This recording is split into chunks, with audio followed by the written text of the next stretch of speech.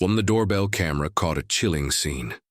A man dragging something heavy, wrapped tightly in fabric across the pavement at 4 in the morning. The bundle looked awkward, heavy, and he was clearly struggling to move it toward his car. What no one realized at that moment was that inside that fabric was his wife. 33-year-old Sheylla Cabrera had come to the United States from Peru with a dream shared by millions of immigrants, to build a better life for her family. Living in Lancaster, California, Sheylla had become exactly who she wanted to be, a hard-working mother devoted to her 3 young sons, ages 9, 6, and 4. She was warm, kind, and deeply loved by everyone who knew her. Friends described her as someone whose energy could light up a room, even when life was hard. She worked long hours to provide for her children, and still managed to fill their small apartment with love and laughter. But beneath the surface, Sheylla carried a secret she rarely shared, a secret that revealed the dark side of her marriage. Her husband, 36-year-old Sheylla Cabrera Corno, wasn't the loving family man he appeared to be. Behind closed doors, their home was filled not with laughter but with fear. According to her mother, Helga Rossello, the abuse had started years earlier back in Peru. Sheylla had reported him for domestic violence there, but even after moving to the U.S., the pattern continued. Helga later revealed, "She told me he hit her, mistreated her, and even slapped my youngest grandchild, who's just 3 years old." For years, Sheylla endured his violence, hoping things might change, but they never did. Friends saw the signs. Bruises she tried to hide, her constant fear and her quiet tears. She wanted to leave, but every time she tried, Josimar threatened to take the children away or harm her if she dared to escape. Her friend Elizabeth Russo explained she was just too scared. He'd always say he would take the kids if she ever left. That was her biggest fear. By the summer of 2025, Sheylla had reached her limit. The abuse had escalated, and she realized staying was no longer an option. Early in August, she told her parents in Peru that she was planning to file for divorce and report Josimar to the police. She was determined to protect herself and her children, even though she knew the risks. That conversation, full of both courage and fear, would be the last time her parents heard her voice. Inside their apartment on Lancaster Boulevard, tensions were high. Josimar could sense that Sheylla was preparing to leave him, and the control he had clung to for years was slipping away. What followed would be something no one could have imagined. On August 10th, investigators believe Josimar murdered Sheylla inside their home. It wasn't a crime of passion. It was a cold, deliberate act. Prosecutors later revealed that he used a knife, a deadly weapon that turned the argument into a fatal confrontation. 3 small children were inside that same apartment, unaware of what their father was doing. After killing her, Josimar wrapped her body carefully in fabric, the same material later seen in surveillance footage.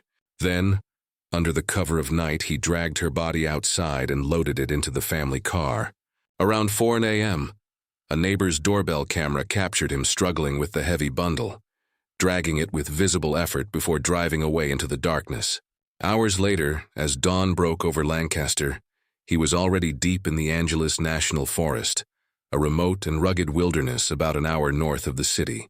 In that lonely landscape of canyons and steep embankments, Josimar threw his wife's body down a slope, leaving her to decay among rocks and trees, discarded like she never mattered.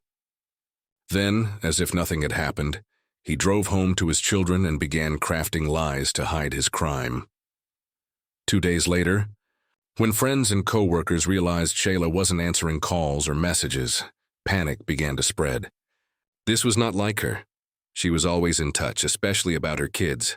On August 12th, her friends contacted the Los Angeles County Sheriff's Department to report her missing. When deputies visited the family's apartment, Josimar acted calm, but his stories didn't add up. He gave 3 completely different explanations to different people.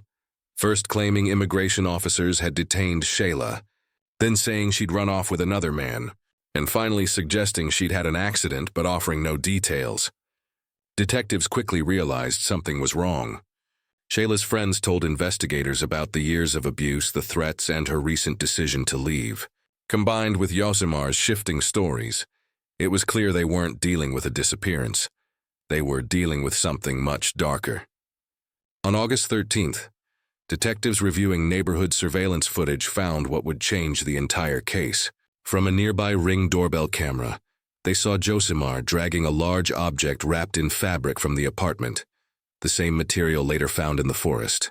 The case instantly shifted from a missing person to a homicide investigation. Detectives launched a full-scale search operation, teaming up with the Montrose Mountain Search and Rescue and Crescenta Valley units to comb through the 700,000-acre Angeles National Forest. It seemed impossible to find a single body in such vast terrain, but they refused to give up. Finally, on August 16th, their persistence paid off.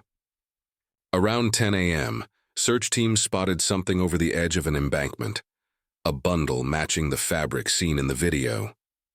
When homicide detectives arrived and examined it, their worst fears were confirmed. Inside was the body of Sheylla Cabrera, wrapped exactly as Josimar had done in the footage. She was pronounced dead at the scene. The discovery devastated her family and friends, but it also gave investigators the evidence they needed. Meanwhile, the search for Josimar intensified. Authorities soon discovered that both he and the couple's 3 children were missing. Working with Interpol, Mexican, and Peruvian consulates, they traced his movements across borders. Sheylla's sons were found safe in Peru and taken into protective custody, but Josimar had fled again. Without formal U.S. charges filed yet, foreign police couldn't legally hold him, so he was released. As prosecutors in Los Angeles prepared the paperwork, the district attorney's office formally charged him with murder and filed an extradition arrest warrant on August 21st. An Interpol red notice was issued, making him a wanted fugitive worldwide. Just days later, on August 27th, Josimar finally turned himself in at the Interpol headquarters in Lima, Peru. A video showed him handcuffed and surrounded by police officers, wearing an Interpol shirt. He now faces 1 count of murder with special allegations for using a deadly weapon, a charge that carries a potential sentence of 26 years to life in prison, if convicted. Back in California, the community of Lancaster came together to mourn Sheylla's loss. Friends, neighbors, and women's rights advocates gathered outside Lancaster City Hall, holding candles and signs reading, "Justice for Sheylla, and not one more." Her mother, who had flown from Peru to reunite with her grandchildren, stood silently among them, heartbroken but determined to see justice served. Sheylla's story is a painful reminder of how domestic violence can hide in plain sight, and how love can turn deadly when control and fear take over.